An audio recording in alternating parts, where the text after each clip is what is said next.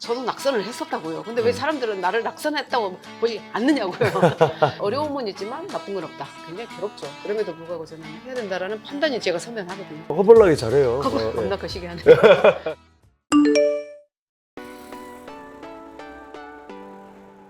네, 장대장TV 구독자 여러분 안녕하십니까. 저는 지금 경기도 용인에 와 있습니다. 앞으로 여러분들에게 성공한 기업인 또 CEO 이런 분들의 성공 스토리, 그리고 재테크는 어떻게 하는지, 부동산 투자는 어떻게 하는지 정말 생생하게 리얼하게 여러분들에게 공부시켜 드리도록 하겠습니다. 자, 오늘은 첫 번째로요, 양양자 전 국회의원님 만나러 왔습니다. 네, 따라오시죠.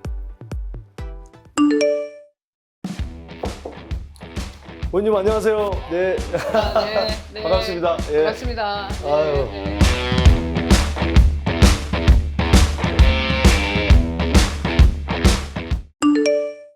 장대장TV 구독자 여러분 안녕하십니까. 장대장입니다. 오늘 저는 아주 특별한 곳에 와 있습니다. 제가 회사로 보통 이렇게 초대하지 직접 가진 않는데 너무 좀 특별한 분이시라 제가 직접 와 있습니다. 성공한 기업인, CEO, 또 정치인, 그들의 성공 스토리, 그리고 어떻게 재테크를 하는지 첫 번째 순서입니다. 첫 번째이기 때문에 특별한 분을 모셨습니다. 양양자 전 의원님 모셨습니다. 네, 감사합니다. 감사합니다. 불러주셔서 감사한데 여기까지 아. 오셔서 너무 또 감사합니다. 여기가 지금 용인이시죠? 예, 용인 처인구에 있는 양양자 반도체 아카데미입니다. 예. YSA. 네. 예, 용인에 계신 이유가 여기가 지역구신 거죠? 네, 지난 그 4.10 총선에서 이곳 처인에 출마를 했었고, 낙선했습니다.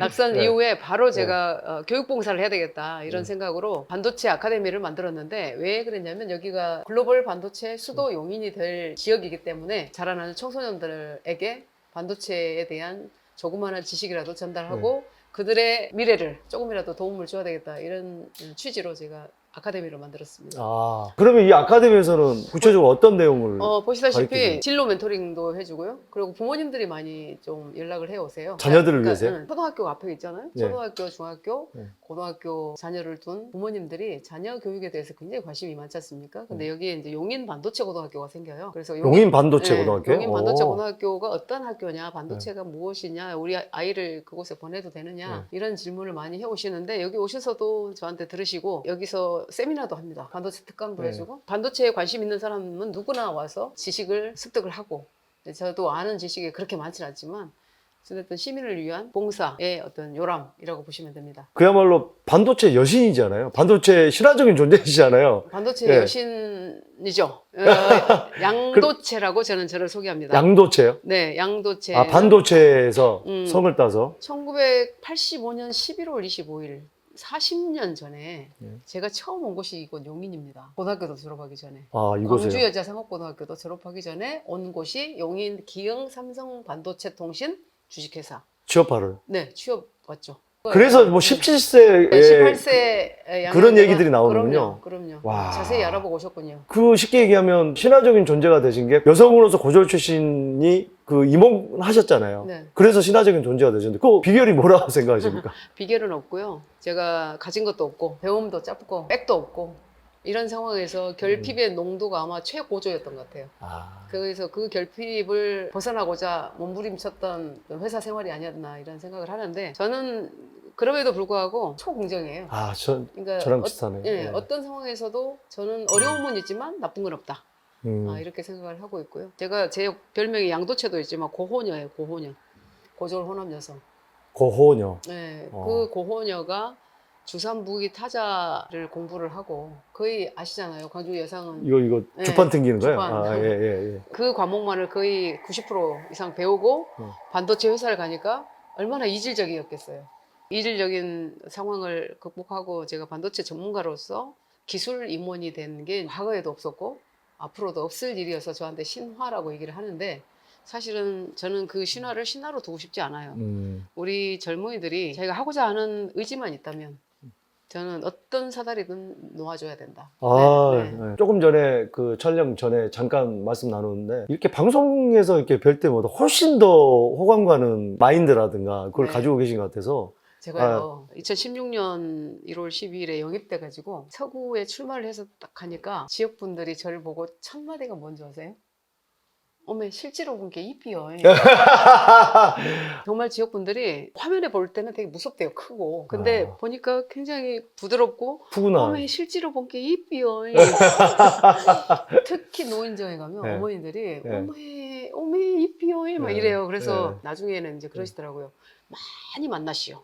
많이 사람을 많이 만나시오. 만나면 만날수록 내 표가 된다. 이런 얘기들을 너무 많이 해주셔서 정말 많이 만났어요. 근데 야. 그때도 낙선했어요. 제 인생에서는 굉장히 힘든. 아, 그때 낙선이었어요? 이봐요. 잘 모르잖아. 아니, 그리고 내가 아니 국회의원은 하셨잖아요. 국회의원은 했죠. 그러니까 거기서 하신 게 아닙니까? 16년도에 그런가요? 4.13에 떨어졌고 네. 그 다음에 제가 유은혜 의원하고 최고위원 선거에서 더블 스코어로 이겼기 때문에 사람들이 제가 당선된 줄 알아요. 아. 두 사람 다 이게 지금 이럴 아니, 일인가? 그래요? 한 번은 하셨지 않으셨나요? 네. 아니 그러니까 21대 때 했어요. 20대 떨어지고 21대 때 했죠. 두 번째 되셨구나. 첫 번째 되신 게 아니었네요. 그러니까 사람들은 제가 낙선한 줄을 몰라요. 그러네요. 근데 저도 낙선을 했었다고요. 근데 왜 네. 사람들은 나를 낙선했다고 보지 않느냐고요. 그게 낙선한 다음 날로부터 다시 이렇게 밝은 모습으로 뛰어서 그런 것 같은데 최고위원을 2번 했죠. 제가 선출직으로. 네. 그래서 사람들은 최고위원 2번 한 거를 국회의원 한 걸로 착각을 해요. 그럴 수 그러니까 있겠네요. 3선했냐 뭐 이런 분들도 있고 하는데 저는 초선했습니다. 예. 네, 초선했는데 떨어졌습니다. 네, 이제 뭐 또 재선을 기대하면서 유튜브도 이제 시작하셨다면서요? 시작한 지 오래됐습니다. 근데 네. 구독자가 너무 적어서 몇 명이나 오늘 되나요? 장대장 네. 우리 유튜브에서 네. 좋아요 한번 눌러주시면 네. 힘이 될 것 저기 같습니다. 하여튼 우리 구독자분도 양양자 양양자 유튜브, TV. 양양자 TV 예, 네. 많이 사랑해 주시고 댓글로 좀 고정 좀 시켜주자고요. 자, 이렇게 이제 의원님의 17세에 뭐 입사를 하셔가지고 이 삼성전자에 임원까지 하셔서 그 어떻게 보면 영화 한 편이나 마찬가지인데 요 스토리 좀 얘기 들을 수 있을까요? 많은 분들이 저한테 히든 피규어스 보셨어요? 나사의 그 흑인 여성 3명이 정말 온갖 차별과 박해와 그런 어려움 속에서도 미국이라는 나라를 달에 어떤 우주선을 보낼 수 있는 그런 힘을 마련했던 그 여성 3명이 있어요. 그 영화를 저랑 좀 비슷하게 얘기를 하더라고요. 근데 스토리는 많이 알려져 있습니다. 그런데 특이한 거가 있다면 제가 어릴 때부터 약간 그 오지랖이 굉장히 넓은 아이였어요. 전라도 말로는 수말스러운 아이. 수말스럽다. 수말스럽다. 장흥에서는 안 썼나 봐요. 예, 그거 어디 화순 전라도입니까? 이양 저 미국 전라도인가요? 오만스럽다? 수말스럽다. 수말스럽다. 수말스럽다 안 써요? 안 쓰는데. 그러면 전라도 사투리에 그거 없는 건데 사투리에 자격이 없는 건데. 아니 저 허벌나게 잘해요. 이 정도는 해야죠. 겁나 거시기 하네. 에피소드를 하나 얘기를 하면 전라남도 하순군 이양면 쌍봉리 앞 마을에 이렇게 냇가가 크게 흘렀단 말이죠. 근데 겨울 되면 얼음이 얼어요. 몇 번 얼면 우리가 거기서 얼음 지치기를 하잖아요. 근데 그게 얼음 지치기를 할 수 있을 때까지가 어떤지를 몰라요. 거기 얼마만큼 얼음 두껍고. 지치기는 또 뭐? 네, 얼음 타기, 얼음 썰매 타기. 썰매 타기. 그것도 사투리입니까? 네, 아니요, 얼음 지치기는 사투리 아니에요. 아니, 썰매 타기. 죄송합니다. 그 썰매 탈 때는 굉장히 얼음이 두껍게 연 건데 네. 사실 겨울 초입에 이제 얼음이 열기 시작하면 제가 동네 아이들을 싹 불러 모아요. 냇가로. 큰 돌멩이를 가지고 얼음에 내리쳐 봅니다. 안 깨진다고 생각하면 얼음 위를 살얼음 위를 이렇게 지나가는 게임을 해요. 만약에 얼음이 깨져가지고 빠지면 딱 여기까지 사요. 우리 키로. 그러니까 초등학교 때인데 누가 먼저 갈 거야? 제가 1등으로 하는 거예요. 네. 그래가지고 그때 별명이 혹시 양대장 그렇죠. 아니에요? 그래서 이제 대장이라고 네, 그때 이제 네. 양대장, 장대장인데 제가 어릴 때 양대장이라는 예. 얘기를 그때 들었는데 지나가다가 10번 중에 9번은 빠져요. 검증이 안 됐기 때문에. 근데 얼음이 휘청하면서 내가 싹 지나가면 그 다음에 애가 올 거 아니에요. 100% 빠져요. 이런 놀이를 너무 즐겼던 거예요. 제가 처음에 이렇게 가서 빠지고 나오면 아이들이 조롱을 하는 게 아니라 대장이라는 얘기를 하죠. 역시 대장이구나. 뭐 이렇게 얘기를 하고 그런 놀이를 하고 거의 자랐어. 사내 아이처럼 그렇게. 제가 노시는 오빠들 남동생 둘이거든. 그러니까 모든 놀이를 남자 아이들이 하는 놀이들을 즐기면서 했죠. 그렇게 자랐는데 중학교 3학년 때 이제 아버지가 학교 갔다 온 저를 불러서 뭐 한마디 하신 게 오래 못 살 것 같다.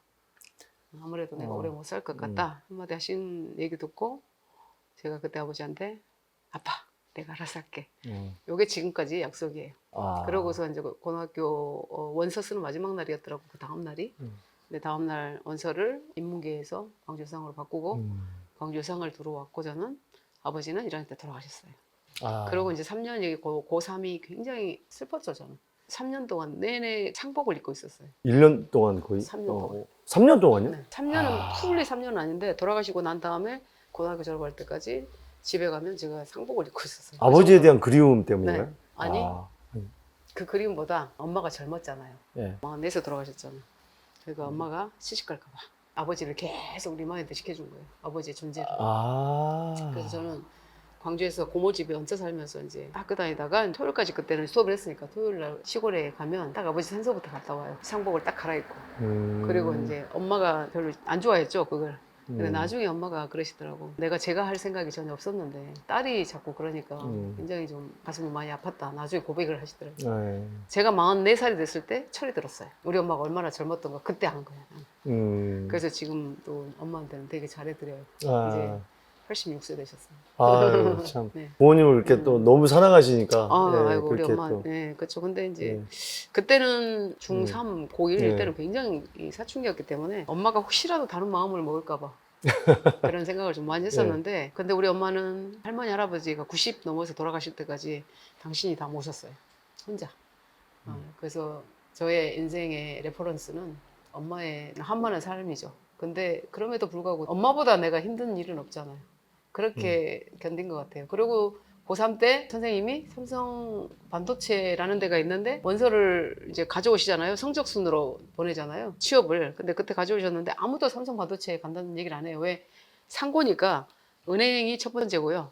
그 다음에는 뭐 이제 삼성생명, 뭐 화재, 보통 회사에 이제 뭐 비서, 사무, 보조원 뭐 이렇게 들어가는데 저는 삼성 반도체니까 제가 벌떡 손을 든 거예요. 그래서 들어온 게 여기 이제 용인에 삼성 반도체 통신 주식회사 당시에. 그때 당시에는 무슨 생각으로 반도체를 뭔지 가시겠다고 모르겠지만 저는 초등학교 때 저의 성향을 조사를 해보면 99.999가 자연계였어요. 그러니까 네. 저는 상고를 간 게 특성하고는 좀 거리가 있는 공부를 할 수밖에 없었는데 왠지 반도체는 그게 제 일 같았어요. 그래서 제가 원서를 쓰겠다고 했고 들어왔죠. 근데 막상 들어보니까 할 수 있는 일이 아무것도 없어. 설계 부서로 들어갔는데 연구원 보조로 들어갔죠. 연구원들의 보조. 들어갔는데 아버지가 뭐 복사하는 일, 커피 타는 일, 뭐 책상 닦아주는 일, 손님 안내하는 일, 회의실 뭐 정리해주는 일, 아침 일찍 가서 테크니컬 페이퍼들 이렇게 복사하고 그런 일밖에 없었어요. 나도 사람처럼 살고 싶다. 쌀 속의 돌멩이가 아니라 눈에 보이면 그냥 축출될 것 같은 그런 불안한 삶이더라고요. 저 같은 경우는 그냥 부속품도 아니고 그냥 어디 굴러다니는 휴지 조각 같고 막 이랬단 말이죠. 근데 강하게 제가 사람답게 살고 싶고 나도 여기에 일원이 되고 싶고 섞이지 못하는 사람이었잖아요.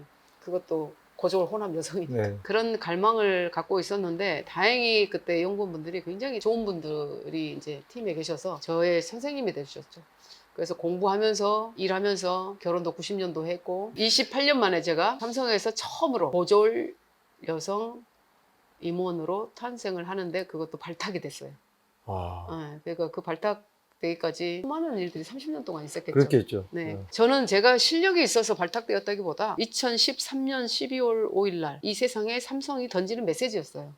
오늘 열심히 살면 나도 성공을 보장받을 수 있는 이런 곳에서 내가 성공을 했다라는 것을 삼성이 우리가 그런 회사입니다 라고 네. 메시지를 낸 거였다고 메시지. 생각을 해요. 제가 메신저였다고 생각을 합니다. 제가 잘나서가 아니라 쉬운 게 아니잖아요. 아무리 그래도 그분 중에 한 분이 지금 그 의원님이 되신 거잖아요. 그렇죠. 그러니까 저는 단 한 번도 저를 누가 임원이 될 거라고 상상을 해본 적이 없었어요. 그런데 저를 알아보신 분이 있었다 이거죠. 그래도 예. 내가 해야 될 일, 할 수 있는 일, 하고 싶은 일에 집중합니다. 저는. 자, 이렇게 이제 의원님 뭐 삼성전자 입사 스토리를 잠깐 짧게 들어봤는데요. 길었습니다. 예, 본격적으로 네. 이 숱하지만은 않으셨을 거 아니에요? 그러면 그럼요. 네. 성공 스토리와 실패 그 스토리를 약간 그래프식으로 약간 네. 한번 찍어서 이렇게 좀 말씀을 나눠볼까요? 네. 성장기라고 할 수 있는 그렇죠. 예, 10대는 어땠나요? 한 몇 점 정도 줄 수 있을까요? 10대는 저는 성장기 때 특히 10대 때 저의 점수는 10점입니다. 그래서 10점. 10점이요? 네, 10점. 아니 10점이면은 너무 낮은 점수 아닌가요? 근데 그때는 제가 할 수 있는 힘이 저한테 없었어요. 뭔가 하고 싶어도 돈이 없었고 그리고 가정 환경이 그렇게 넉넉하다고 얘기조차 못하는 그냥 너무 부족했기 때문에 제가 하고 싶은 욕망의 실현이 안 됐기 때문에 그냥 10점. 근데 제가 초등학교 때 교장 선생님이 계셨어요. 구금동 교장 선생님이. 초등학교 교장 선생님 성함을 지금까지 외우고 계시네요. 그럼요. 대단하신데요? 잊을 수가 없죠. 근데 그 교장 선생님이 특별히 저한테 좀 잔인하셨다고 느꼈던 게 사실 좀 성장해서였어요. 이제 저희 집이 되게 멀었단 말입니다. 학교에서부터 한 4km 정도 되는데 전교생들 보고 책을 읽고 독후감을 내고 집에를 가라고 해도 거의 아무도 안 지켰어요. 근데 저는 늘 잡혀가지고 도망가고 싶으면 잡혀가지고 이렇게 와서 다시 책을 읽고 독후감을 내고 갔는데 그때의 독서가 저는 지금까지의 저의 책을 쓰고 이런 실력이었다고 봐요. 어떻게 하루에 한 권을 읽죠? 하루에 한 권인데 이솝이니까 이거 얇은 책을 얇은 책. 그래도 그거 대단한데요? 대단하죠. 예, 예. 그러니까 교과서라도 읽고 쓰고 가라는 게 우리 선생님의 지시였어요. 근데 그걸 왜 해야지? 왜 해야 되지? 이렇게 그때는 생각했는데 나중에 제가 4학년 때 화순적벽 아시죠? 화순적벽. 적벽이. 적벽. 장흥인데 그걸 모르신다고? 화순하고 장흥하고 좀 떨어지는데. 아무튼 그 적벽제가 매년 네. 열렸어요. 예. 근데 적벽제가 매년 열렸는데 제가 최연소로 참가를 했죠. 4학년 때. 그래서 대상을 받은 거예요. 오. 그래서 제가 문학소녀로 당시에 이름을 알렸습니다. 어쨌든 의원님이 근데 이제- 이렇게 잘 되신 게 또 독서도 무시를 그렇죠. 못하는 거네요. 초등학교 어렸을 때 때. 독서가 그래서 중요하다. 그래서 음. 제가 우리 유튜브 시청자분들한테 드리고 싶은 말씀은 초등학교까지의 아이들한테 그냥 정말 많이 일으켜야 되겠더라고요. 많이 응. 독서를 하게 해라. 네. 자녀들을. 네. 네. 그러니까 어찌됐든 책을 가까이 하고 이게 무슨 식상한 얘기 같지만 이게 경험담으로 보면 저의 초등학교 6학년 내내 그런 책을 읽었던 그게 큰 저한테 영향이 됐던 것 같아요. 요즘 초등학생은 책 읽는 대신에 이제 유튜브를 많이 볼 텐데 그걸 네. 어떻게 생각하시나요? 그러니까 유튜브로 보는 어떤 지각과 네. 책을 보면서 느끼는 제가 책은 상상을 하면서 아, 보잖아요. 유튜브는 상상을 할 공간이 없어요. 양양자 TV를 많이 본다고 하면은 그럼 봐야죠. 네. 이런 말 차가 꾸불꾸불한 길을 갑니다. 그럼 그 꾸불꾸불한 길은 만 명이 보면 만 명이 다 달라요. 상상 속에는. 그래서 책을 읽는 게 그런 상상의 나라를 펴면서 사고의 지평, 사유의 지평을 넓히는 데는 가장 좋은 것 같다라는 말씀을 드리고 제가 이제 그 다음에 10대, 20살 때까지는 네. 더 내려옵니다. 왜 그때 아버님이 돌아가시고 집안은 더 어려워지고 16살에 아버지가 돌아가셨는데 그때까지 정말 힘들었어요. 집이. 중학교 들어갔는데 버스표를 못 사가지고 돈이 없어가지고 세상에 제일 싫은 게 월요일날 아침에 버스비 달라고 하는 거. 엄마한테. 응. 세상에 제일 싫더라고. 엄마가 돈이 없거든요. 그럼 어디 가서 꼬아야 되는데 꼬우는 사이에 나는 그냥 걸어가고 마는데 초등학교는 4km지만 중학교는 한 10km 됐어요. 그 정도로 먼 데를 걸어갈 수밖에 없었던. 버스비가 없어요. 10살부터 20살 때까지, 그러니까 회사 들어올 때까지 좀 우울했었고 18살에 이제 삼성에 들어오니까 너무 좋은 거예요. 왜? 삼시세끼 밥 주죠. 기숙사 주죠. 먹고 자고 재워주고 그리고 월급도 주죠. 일도 시키지만 저는 그게 너무 좋았어요. 그래서 20대 때는 제가 한 40점으로 올라갑니다. 40점. 네. 성취라고 할 수 있는 20대, 30대 중에 네. 20대에서는 40점. 40점으로 올라갑니다. 그럼 30대는 몇 점인가요? 자, 이제 20대 때 제가 결혼을 하고 아이를 낳고 30대 때는 50점으로 더 올라갑니다. 50점이요? 네. 결혼하고 나서 10점이 오른 거는 남편분 때문에 네, 그렇죠. 오른 거예요? 예. 소중한 남편을 만났기 때문에. 예. 그런데 이제 40대 때가 정말 힘들었어요. 40대 때? 일이 너무 힘들었어요. 일이. 반도체라는 이 업이 정말 영혼을 갈아 넣어야 되는 일이에요. 근데 우리 조직의 힘을 발휘하려면 한 명도 낙오자가 없어야 되거든요. 그래서 한 100명이 넘는 그런 연구원들과 함께 이렇게 일을 하는데 많이 힘들었었죠. 근데 그 전에도 뭐 30대 때도 어렵고 뭐 20대 때도 어렵고 했지만 점점 갈수록 그 책임의 무게 그게 너무 무거웠던 거예요. 그런 것 같아요. 예. 그러고 이제 그래서 40대 때는 내려왔고 40대 후반에 임원이 딱 됩니다. 제가 40대 후반에 되신 거예요? 예. 그때 저의- 타이틀이 뭐 이사인가요? 상무인가요? 상무로 이제 상무로 이제 뭐- 발탁이 되면서 발표를 하면서 그 응집돼 있던 저의 인생의 모든 궤적이 순간적으로 팝콘 터지듯이 이렇게 터진 것처럼 생각이 들더라고요. 그때 기분이 어땠을까요? 쉽게 얘기하면 우리 조직에서 이제 별 다는 거잖아요, 네, 임원이. 별 달았는데 저는 좀 멍하니 벙벙했죠. 내가 어. 회사에 임원이 됐다고? 전혀 그런 시그널이 없었나요? 거의 잘 없었고 네. 많은 분들이 수석이었을 때 윗분들도 저한테 그런 얘기를 했어요. 양수석은 기대할 게 없다고. 고졸 출신은 우리 회사에서 안 된다. 아무리 도중에 뭐 공부를 했어도 임원을 시키는 일은 없었다. 전례가 없었다. 안타깝다. 그래서 편하게 일해라. 이런 정도 얘기를 해주실 정도였는데 제가 이 발탁 임원으로 처음으로 딱 이름이 여성인데 그것도 빠른 나이에 저의 위에 계시는 분들이 저를 알아본 거죠. 그 위에 임원분들이 그렇죠. 여기서 이제 에피소드 하나를 얘기를 해드리면 삼성전자 반도체에는 6군데의 해외 연구소가 있었어요. 근데 그 중에 일본 연구소가 있었는데 일본 연구소의 아웃풋이 제일 안 좋은 거예요. 설상가상으로 그 일본 연구소를 맡았던 수석 연구원께서 사고로 돌아가셔요. 아, 그래가지고 얼떨결에 제가 그 연구소를 맡게 돼요. 근데 맡고 나서 이제 출장을 가야 되잖아요. 일본 요코하마에 있거든요. 일본 연구소가. 근데 사장님이 저를 우연히 이렇게 지나가다 보면서 양수석 출장 가지? 이러시는 거예요. 예, 갑니다. 그랬더니 내일 갑니다. 그랬더니 가서 정확하게 보고를 하라고. 상황이 어떤지, 왜 퍼포먼스가 그렇게 안 나는지, 왜 성과가 일본 연구소가. 어, 일본 연구소가. 그래서 저는 가서 파악을 쫙 하고 아주 자세하게 있는 그대로 보고서를 작성해가지고 사장님한테 보냈어요. 그랬는데 사장님이 그 보고서를 가지고 삼성전자 전 임원한테 뿌리면서 아, 세계의 모든 연구소를 다시 한번 집중 검토하겠음 이렇게 보낸 거예요. 그리고 양양자 수석의 보고서를 참조하기 바람. 이렇게 되니까 그때 무슨 일이 있었냐면 그 사장님이잖아요. 저는 수석연구원이고. 네. 근데 그 사이에 얼마나 층층이 많았겠어요. 이렇게. 예, 사이에. 사이에 예. 제가 수석이니까 상무도 있었고 예. 전무도 있었고 네. 부사장도 있었고 그러고 사장이거든요. 그러네요. 네. 근데 어떻게 다이렉트로 그렇게 다이렉트 보고를 하셨나요? 다이렉트로 하라 그래갖고 아, 그랬는데 그 사장님 밑에 있는 부사장님이 네. 저를 부른 거예요. 예. 그러니까 부사장님이 이걸 담당이잖아요. 전체 6개 그 연구소의 담당인데 저를 부르시더니 정말 저를 죽이실 것 같더라고요. 네가 뭔데 이걸 사장한테 다이렉트로 보고해. 본인을 보고 건너뛰었냐? 네. 아. 그게 저를 몰랐어요. 그분이 그 담당을 하고 있는지. 그랬는데 책상에 있는 모든 페이퍼를 저한테 다 던지고 막 펜도 던지고 하면서 제가 아 이제 집에 가야 될 시간이구나. 이제 잘렸구나 나는. 그리고 이제 자리에 와서 이렇게 이제 주섬주섬 집에 가려고 정리를 하고 있었어요. 그날 점심 때 야외 자리에서 이렇게 얘기를 하고 있었는데 사장님이 밥을 드시고 이렇게 나오신 거예요. 나를 봤잖아요. 근데 저를 이렇게 한 대 세게 때리더라고. 네. 버텨. 이러시는 거예요. 사장님이? 네. 아. 그러니까 그 상황을 다 듣고 계셨던 거예요. 제가 엄청 혼난 거랑 알고 계셨네요. 알고 계시더라고. 그래서 저는 안타까운 마음도 있었죠. 왜 저걸 사장님 혼자 그냥 참조하시라고 보낸 건데 그걸 전 임원한테 보내가지고 세상에 저를 이렇게 잘리게 만드나. 아, 그렇네요. 그랬는데 본인께서 보고를 하시라고 했는데 그때가 그 해가 2013년도 8월인가 그랬어요. 네. 근데 그 해 13년 12월에 발탁임원이 됐어요.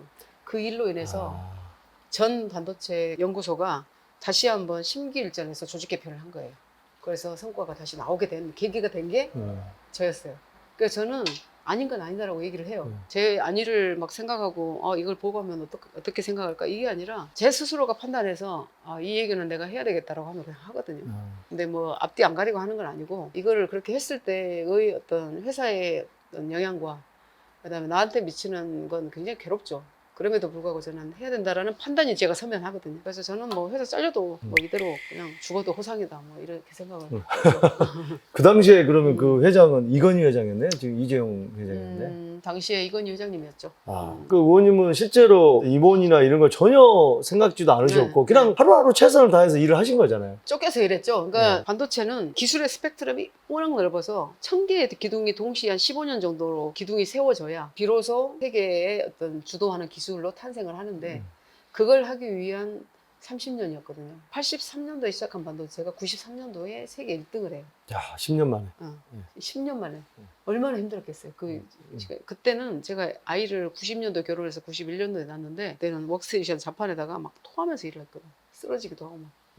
93년에 1등했던 반도체가 지금 2025년도에도 1등을 하고 있으니까 32년째 1등을 하고 있는 거예요. 그러니까 그 32년째 1등을 하는 이 힘이 어디서 나오느냐. 결국은 기술자들의 눈에 불을 켜고 뭔가 국가를 위한 일을 내가 하고 있다는 그 자부심에서 나온 거거든요. 근데 지금 삼성은 그런 게 없어졌죠.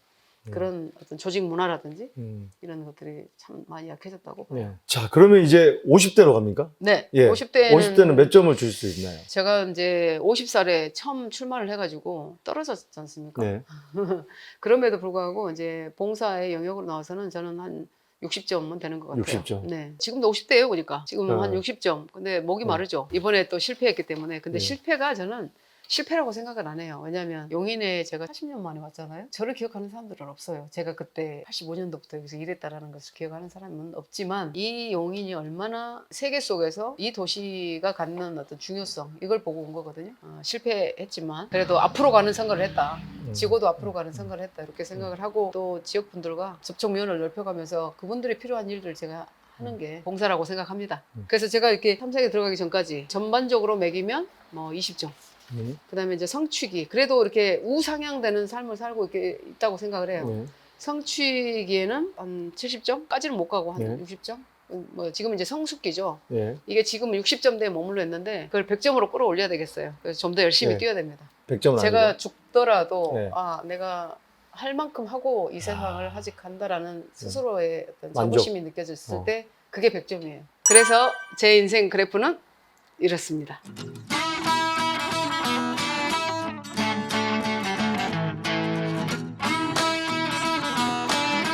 제가 이게 좀 부끄러운 얘기예요. 퇴직금을 받았는데 나는 이게 자꾸 액수가 궁금하지? 그건 그러니까- 완전 사기인데요? 그때 그 땅값이 그때 아신 거예요? 몰랐다가? 지금 국민연금 문제 많잖아요. 저는 국민연금을